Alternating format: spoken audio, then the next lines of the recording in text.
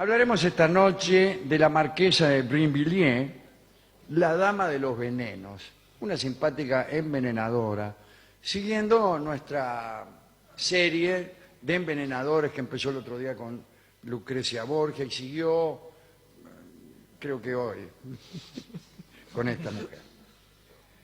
A mediados del siglo XVII se produjeron en Francia una serie de misteriosos crímenes. Era en el ambiente refinado de la nobleza de Francia y allí empezaron a surgir sospechas escandalosas.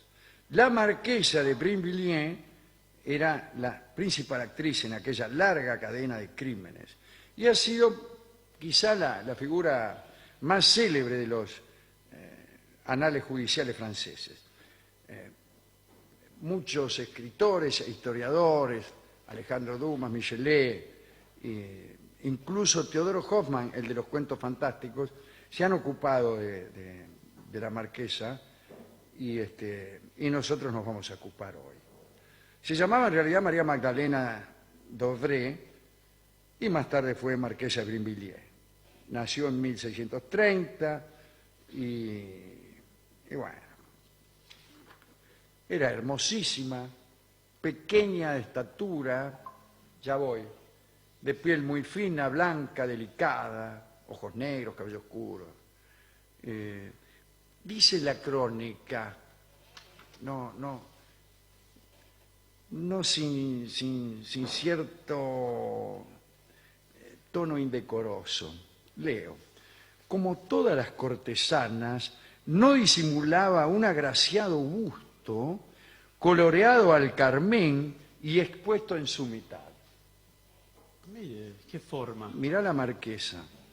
Cuando estaba nerviosa, tenía un tic que hacía que su boca pareciera hablar sin emitir sonido alguno.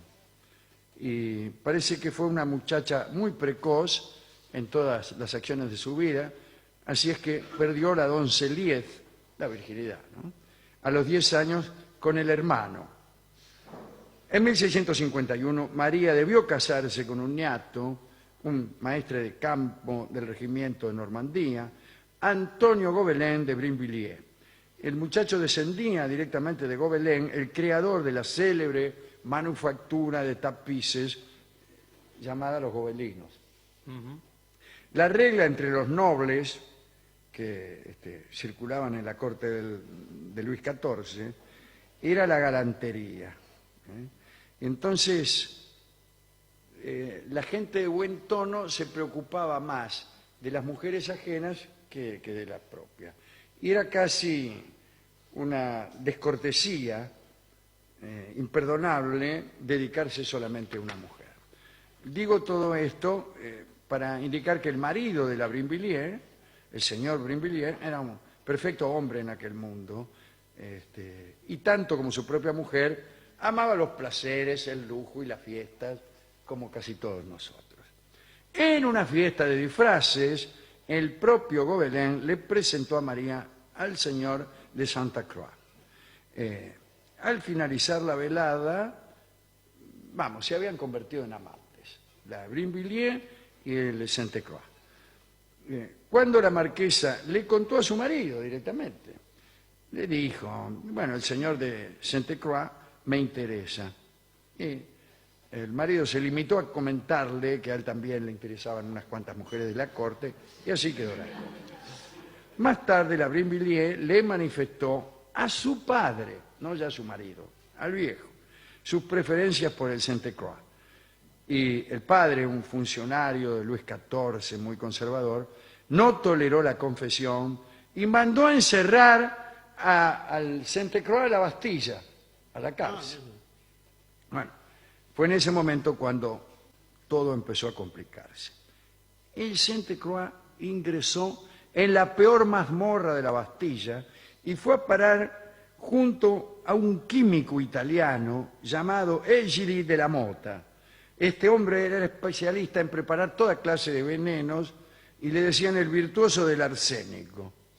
Y conocía todos los secretos de los fabulosos venenos italianos célebres desde el tiempo de los Borgia.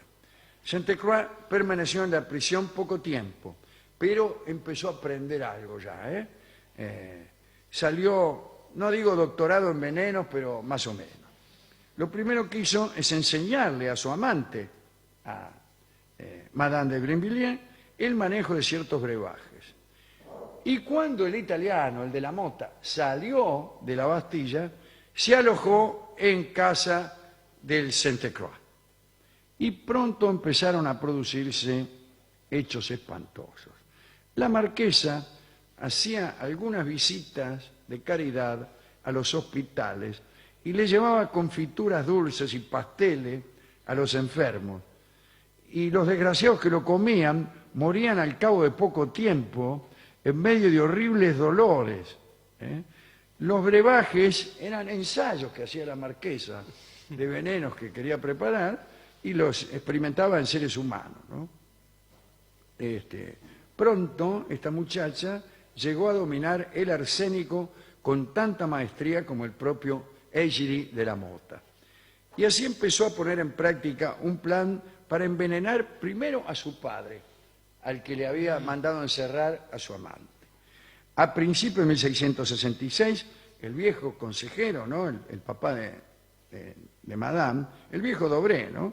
Decidió retirarse a sus tierras de Offemont y rogó a su hija que fuese a pasar con él algunas semanas.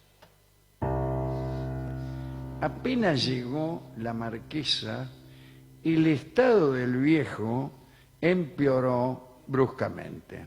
Lo acometieron una serie de vómitos cada vez más violentos que lo acompañaron hasta el sepulcro. ¿Cómo un vómito puede acompañarte hasta el sepulcro? ¡Qué mala suerte! Es algo que no entiendo mucho. A todo esto,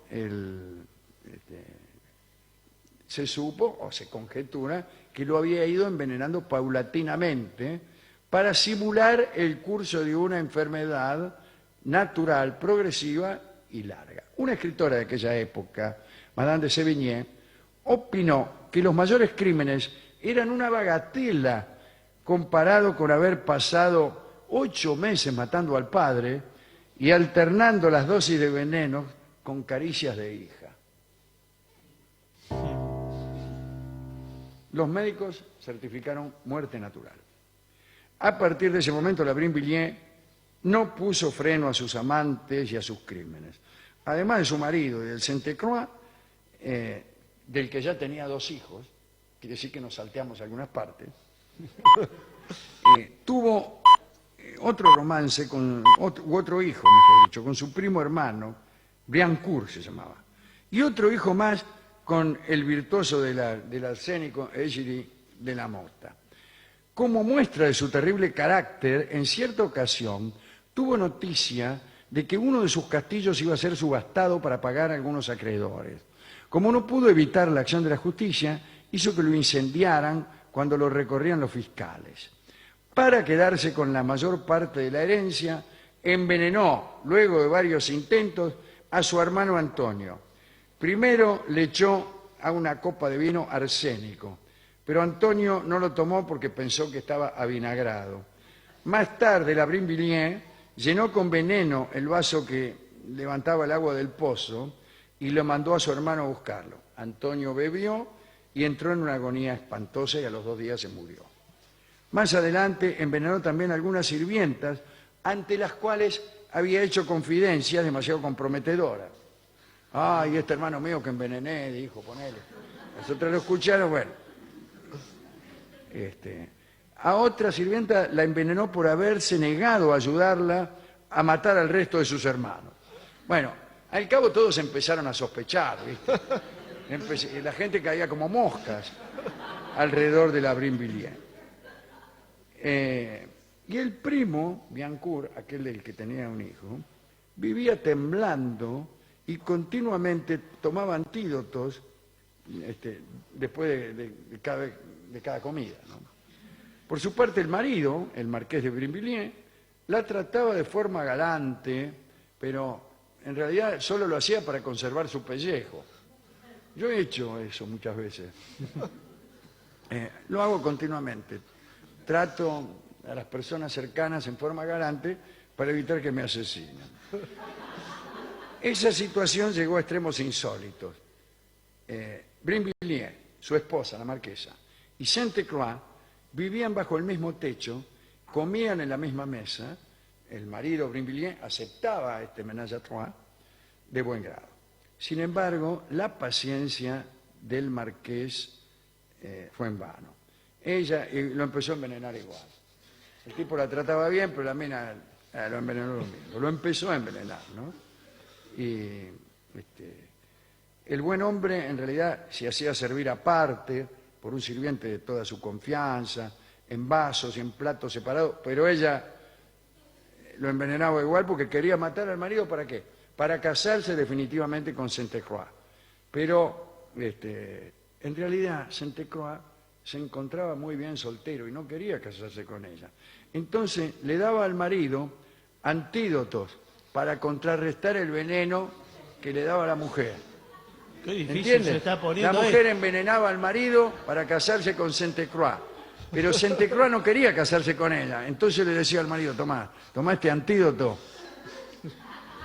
Y no se terminaba de morir nunca el marido. Pero todo terminó cuando el que murió fue Sainte-Croix. En realidad estaba en su domicilio haciendo experimentos y estaba manejando, andá a saber qué veneno. Tenía una máscara de vidrio, se le rompió y se envenenó hasta la pera. Bueno, la marquesa no lloró, pero se asustó, porque pensó en las cartas que le había escrito a Sainte-Croix y que la comprometían. Allí hablaba de los crímenes que había cometido y de los nuevos descubrimientos que hacían en materia de veneno.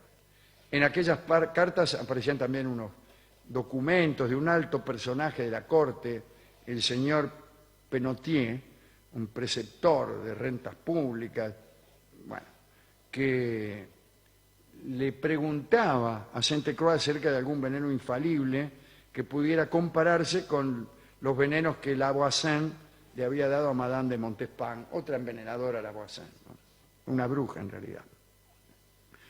Bueno, no encontró las cartas de Sainte-Croix y huyó de Francia, María de Brinvilliers.